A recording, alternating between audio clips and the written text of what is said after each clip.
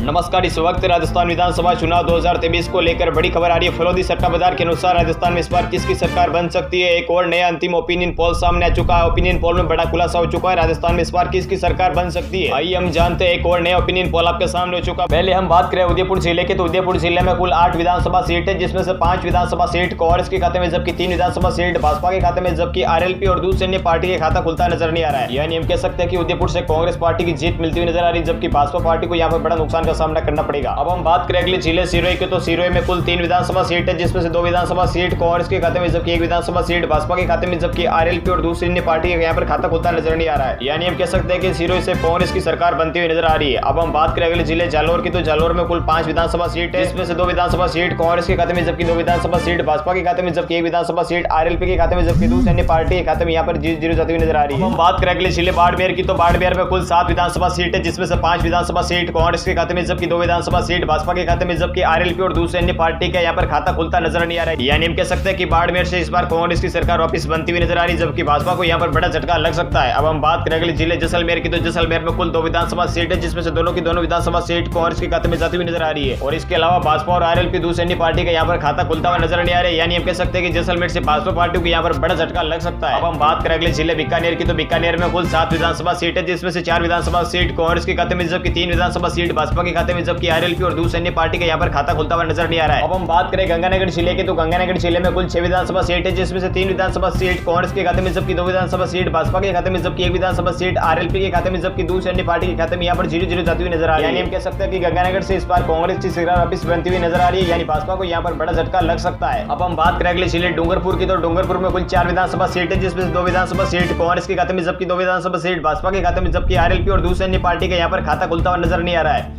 यानी हम कह सकते हैं कि डूंगरपुर से भाजपा और कांग्रेस के बीच कांटे की टक्कर देखने को मिल सकती है, जबकि डूंगरपुर से आरएलपी पार्टी को बड़ा झटका लग सकता है। अब हम बात करें अगले जिले बांसवाड़ा की, तो बांसवाड़ा में कुल 5 विधानसभा सीट है, जिसमें से 3 विधानसभा सीट कांग्रेस के खाते में, जबकि 2 विधानसभा सीट भाजपा के खाते में, जबकि आरएलपी और दूसरी अन्य पार्टी का यहाँ पर खाता खुलता हुआ नजर नहीं आ रहा है। यानी बांसवाड़ा से भाजपा और कांग्रेस के बीच थोड़ी बहुत कांटे की टक्कर देखने को मिल सकती है। अब हम बात करें अगले जिले प्रतापगढ़ की, तो प्रतापगढ़ में कुल 2 विधानसभा सीट है, जिसमें से दोनों की दोनों विधानसभा सीट कांग्रेस के खाते में जाती हुई नजर आ रही है, जबकि भाजपा और आरएलपी को यहाँ पर बड़ा झटका लग सकता है। दूसरी अन्य पार्टी का यहाँ पर भी खाता खुलता नजर नहीं। अब हम बात अगले जिले झालावाड़ की, तो झालावाड़ में कुल 4 विधानसभा सीट है, जिसमें से 2 विधानसभा सीट कांग्रेस के खाते में, जबकि 2 विधानसभा सीट भाजपा के खाते में, जबकि आरएलपी और दूसरी अन्य पार्टी के यहाँ पर खाता खुलता हुआ नजर नहीं आ रहा है। हम कह सकते हैं कि झालावाड़ से कांग्रेस और भाजपा के बीच कांटे की टक्कर देखने को मिल सकती है, जबकि झालावाड़ से आरएलपी को बड़ा झटका लग सकता है। अब हम बात करें अगले जिले चित्तौड़गढ़ की, तो चित्तौड़गढ़ में कुल 5 विधानसभा सीट है, जिसमें से 4 विधानसभा सीट कांग्रेस के खाते में, जबकि 1 विधानसभा सीट भाजपा के खाते में, जबकि आरएलपी और दूसरी अन्य पार्टी के यहाँ पर खाता खुलता हुआ नजर नहीं। यानी हम कह सकते हैं कि कांग्रेस पार्टी चित्तौड़गढ़ से अपनी सरकार बना सकती है, जबकि भाजपा को यहाँ पर बड़ा झटका लग सकता है। अब हम बात करेंगे जिले कोटा की, तो कोटा में कुल 6 विधानसभा सीट है, जिसमें से 3 विधानसभा सीट कांग्रेस के खाते में, जबकि 2 विधानसभा सीट भाजपा के खाते में, जबकि 1 विधानसभा सीट आरएलपी के खाते में जाती हुई नजर आ रही है, जबकि दूसरी अन्य पार्टी के खाते में यहाँ पर 0-0 जाती हुई नजर आ रही है। यानी हम कह सकते हैं कि कोटा से इस बार कांग्रेस की सरकार वापस बनती हुई नजर आ रही है, जबकि भाजपा को यहाँ पर बड़ा झटका लग सकता है। अब हम बात करेंगे जिले 12 की, तो 12 में कुल 4 विधानसभा सीट है, जिसमें से 3 विधानसभा सीट कांग्रेस के खाते में, जबकि 1 विधानसभा सीट भाजपा के खाते में, जबकि आरएलपी और दूसरी अन्य पार्टी के यहाँ पर खाता खुलता हुआ नजर नहीं आ रहा है। यानी हम कह सकते हैं कि 12 से कांग्रेस सरकार वापस रिपीट हो सकती है। बात करें अगले जिले सवामाध्यपुर की, तो सवामाध्यपुर में कुल 4 विधानसभा सीट है, जिसमें से 2 विधानसभा सीट कांग्रेस के खाते में, जबकि 2 विधानसभा सीट भाजपा के खाते में, जबकि आरएलपी और दूसरी अन्य पार्टी के यहाँ पर खाता खुलता हुआ नजर नहीं आ रहा है। यानी हम कह सकते हैं कि सवामाध्यपुर से कांग्रेस और भाजपा के बीच कांटे की टक्कर देखने को मिल सकती है। बात करें अगले जिले जयपुर की, तो जयपुर में कुल 19 विधानसभा सीट है, जिसमें से 12 विधानसभा सीट कांग्रेस के खाते में, जबकि 6 विधानसभा सीट भाजपा के खाते में, जबकि 1 विधानसभा सीट आरएलपी के खाते में, दूसरी अन्य पार्टी का यहाँ पर खाता खुलता हुआ नजर नहीं आ रहा है। अब हम बात करेंगे जिले करौली की, तो करौली में कुल 4 विधानसभा सीट है, जिसमें से 2 विधानसभा सीट कांग्रेस के खाते में, जबकि 2 विधानसभा सीट भाजपा के खाते में, आरएलपी और दूसरी अन्य पार्टी के यहाँ पर खाता खुलता हुआ नजर नहीं आ रहा है। कह सकते हैं कि करौली से कांग्रेस और भाजपा के बीच कांटे की टक्कर देखने को मिल सकती है। अब हम बात करें अगले जिले धौलपुर की, तो धौलपुर में कुल 4 विधानसभा सीट है, जिसमें से 3 विधानसभा सीट कांग्रेस के खाते में, जबकि 1 विधानसभा सीट भाजपा के खाते में, जबकि आरएलपी और दूसरी अन्य पार्टी के यहाँ पर खाता खुलता हुआ नजर नहीं आ रहा है। अब हम बात करें अगले जिले भरतपुर की, तो भरतपुर में कुल 7 विधानसभा सीट है, जिसमें से 3 विधानसभा सीट कांग्रेस के खाते में, जबकि 4 विधानसभा सीट भाजपा के खाते में, जबकि आरएलपी और दूसरी अन्य पार्टी के यहाँ पर खाता खुलता हुआ नजर नहीं आ रहा है। अब हम बात करें अलवर जिले की, तो अलवर जिले में कुल 11 विधानसभा सीट है, जिसमें से 7 विधानसभा सीट कांग्रेस के खाते में, जबकि 4 विधानसभा सीट भाजपा के खाते में, जबकि आरएलपी और दूसरी अन्य पार्टी के यहाँ पर खाता खुलता हुआ नजर नहीं आ रहा है। अब हम बात करें सिक्कर जिले के, तो सिक्कर जिले में कुल 8 विधानसभा सीट है, जिसमें से 4 विधानसभा सीट कांग्रेस के खाते में, जबकि 4 विधानसभा सीट भाजपा के खाते में, जबकि आरएलपी और दूसरी अन्य पार्टी के यहाँ पर खाता खुलता हुआ नजर नहीं आ रहा है। यानी हम कह सकते हैं कि कांग्रेस और भाजपा के बीच सिक्कर से कांटे की टक्कर है वो देखने को मिल सकती है। अब हम बात करें झुंझुनू जिले की, तो झुंझुनू जिले में कुल 7 विधानसभा सीट है, जिसमें से 3 विधानसभा सीट कांग्रेस के खाते में, जबकि 3 विधानसभा सीट भाजपा के खाते में, जबकि 1 विधानसभा सीट आरएलपी के खाते में, जबकि दूसरी अन्य पार्टी के यहाँ पर खाता खुलता हुआ नजर नहीं आ रहा है। यानी हम कह सकते हैं कि झुंझुनू से भी कांग्रेस और भाजपा के बीच कांटे की टक्कर देखने को मिल सकती है। अब हम बात करें अगले जिले चूरू की, तो चूरू में कुल 6 विधानसभा सीट है, जिसमें से 4 विधानसभा सीट कांग्रेस के खाते में, जबकि 1 विधानसभा सीट भाजपा के खाते में, जबकि आरएलपी का यहाँ पर खाता खुलता हुआ नजर नहीं, जबकि 1 विधानसभा सीट दूसरे सैन्य के खाते में जाती हुई नजर आ रही है। यानी हम कह सकते हैं कि चूरू से कांग्रेस की सरकार वापस रिपीट होती हुई नजर आ रही है। अब हम बात करें अगले जिले भीलवाड़ा की, तो भीलवाड़ा में कुल 7 विधानसभा सीट है, जिसमें से 4 विधानसभा सीट कांग्रेस के खाते में, जबकि 3 विधानसभा सीट भाजपा के खाते में, जबकि आरएलपी और दूसरी अन्य पार्टी के यहाँ पर खाता खुलता हुआ नजर नहीं आ रहा है। बात करें अगले जिले राजसमंद की, तो राजसमंद में कुल 4 विधानसभा सीट है, जिसमें से चारों की चारों विधानसभा सीट कांग्रेस के खाते में जाती हुई नजर आ रही है, जबकि भाजपा और आरएलपी दूसरी अन्य पार्टी को यहाँ पर बड़ा झटका लग सकता है। अब हम बात करें अगले जिले हनुमानगढ़ की, तो हनुमानगढ़ में कुल 5 विधानसभा सीट है, जिसमें से 1 विधानसभा सीट कांग्रेस के खाते में, जबकि 4 विधानसभा सीट भाजपा के खाते में, जबकि आरएलपी और दूसरी अन्य पार्टी के यहाँ पर खाता खुलता हुआ नजर नहीं आ रहा है। यानी हम कह सकते हैं कि हनुमानगढ़ से भाजपा को बड़ा फायदा मिलता हुआ नजर आ रहा है, जबकि कांग्रेस का यहाँ पर बड़ा नुकसान का सामना करना पड़ सकता है। बात करें अगले जिले नागौर की, तो नागौर में कुल 10 विधानसभा सीट है, जिसमें से 5 विधानसभा सीट कांग्रेस के खाते में, जबकि 4 विधानसभा सीट भाजपा के खाते में, जबकि आरएलपी के खाते में यहाँ पर 0-0 मिलती हुई नजर आ रही है, जबकि दूसरी अन्य पार्टी के खाते में यहाँ पर 1 विधानसभा सीट मिलती हुई नजर आ रही है। यानी हम कह सकते हैं कि नागौर से कांग्रेस और भाजपा के बीच कांटे की टक्कर वो देखने को मिल सकती है। अब हम बात करें जोधपुर जिले की, तो जोधपुर जिले में कुल 10 विधानसभा सीट है, जिसमें से 5 विधानसभा सीट कांग्रेस के खाते में, जबकि 3 विधानसभा सीट भाजपा के खाते में, जबकि 1 विधानसभा सीट आरएलपी के खाते में, जबकि 1 विधानसभा सीट दूसरी अन्य पार्टी के खाते में जाती हुई संभावना है। हम बात करें पाली जिले की, तो पाली जिले में कुल 6 विधानसभा सीट है, जिसमें से 2 विधानसभा सीट कांग्रेस के खाते में, जबकि 3 विधानसभा सीट भाजपा के खाते में, जबकि 1 विधानसभा सीट आरएलपी के खाते में, जबकि दूसरी अन्य पार्टी के खाते में यहाँ पर 0-0 जाती हुई नजर आ रही है। बात करें अजमेर जिले की, तो अजमेर जिले में कुल 8 विधानसभा सीट है, जिसमें से 6 विधानसभा सीट कांग्रेस के खाते में, जबकि 2 विधानसभा सीट भाजपा के खाते में, जबकि आरएलपी और दूसरी अन्य पार्टी के यहाँ पर खाता खुलता हुआ नजर नहीं आ रहा है। बात करें अगले जिले बूंदी की, तो बूंदी में कुल 3 विधानसभा सीट है, जिसमें से 2 विधानसभा सीट कांग्रेस के खाते में, जबकि 1 विधानसभा सीट भाजपा के खाते में, जबकि आरएलपी और दूसरी अन्य पार्टी के यहाँ पर खाता खुलता हुआ नजर नहीं आ रहा है। अब हम बात करें टोंक जिले की, तो टोंक जिले में कुल 4 विधानसभा सीट है, जिसमें से 2 विधानसभा सीट कांग्रेस के खाते में, जबकि 1 विधानसभा सीट भाजपा के खाते में, जबकि आरएलपी का यहाँ पर खाता खुलता हुआ नजर नहीं आ रहा है, जबकि दूसरी अन्य पार्टी के खाते में यहाँ पर 1 विधानसभा सीट जाती हुई नजर आ रही है। अब हम बात करें दौसा जिले की, तो दौसा जिले में कुल 5 विधानसभा सीट है, जिसमें से 4 विधानसभा सीट कांग्रेस के खाते में, जबकि 1 विधानसभा सीट भाजपा के खाते में, जबकि आरएलपी और दूसरी अन्य पार्टी के यहाँ पर खाता खुलता हुआ नजर नहीं आ रहा है। यानी हम कह सकते हैं कि दौसा से अपनी कांग्रेस पार्टी वापस प्रचंड ले रह सकती है, जबकि भाजपा को यहाँ पर बड़ा झटका लगता हुआ नजर आ रहा है।